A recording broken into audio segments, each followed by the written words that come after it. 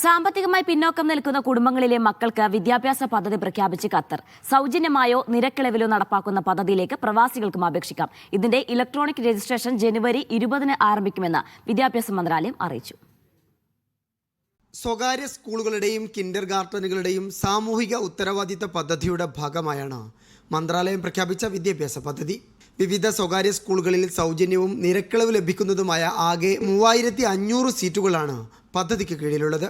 School വിദ്യാഭ്യാസം പൂർത്തിയാക്കി graduation കഴിയുന്നതുവരെ ഈ ആനുകൂല്യം വിദ്യാർത്ഥികൾക്ക് ലഭിക്കും. പൂർണ്ണമായും സൗജന്യമായ സീറ്റുകൾ, നിരക്കിളവ് ലഭിക്കുന്ന സീറ്റുകൾ, ഭിന്നശേഷി സൗജന്യ സീറ്റുകൾ, ഖത്തറി വിദ്യാർത്ഥികൾക്കായുള്ള എഡ്യൂക്കേഷൻ വൗച്ചർ സീറ്റുകൾ എന്നിങ്ങനെ വിവിധ വിഭാഗങ്ങളിലായി അർഹരായ വിദ്യാർത്ഥികൾക്ക് രജിസ്റ്റർ ചെയ്യാം. തെരഞ്ഞെടുത്ത സ്കൂളുകളിൽ സൗജന്യ ഈവനിംഗ് പ്രോഗ്രാമുകളും ലഭ്യമാണ്. പ്രവാസികൾക്കടക്കം എല്ലാ രാജ്യക്കാർക്കും സീറ്റിനായി അപേക്ഷിക്കാം. സൗജന്യ സീറ്റിന് അപേക്ഷിക്കുന്ന കുടുംബത്തിന്റെ പ്രതിമാസ വരുമാനം 10,000 ഖത്തർ റിയാലിൽ കൂടരുത്.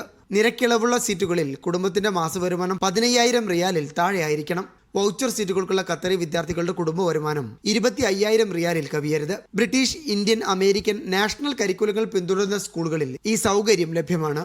മന്ത്രാലയത്തിന്റെ ഔദ്യോഗിക വെബ്സൈറ്റ് വഴിയാണ് അപേക്ഷ സമർപ്പിക്കേണ്ടത്. Media 1, Doha.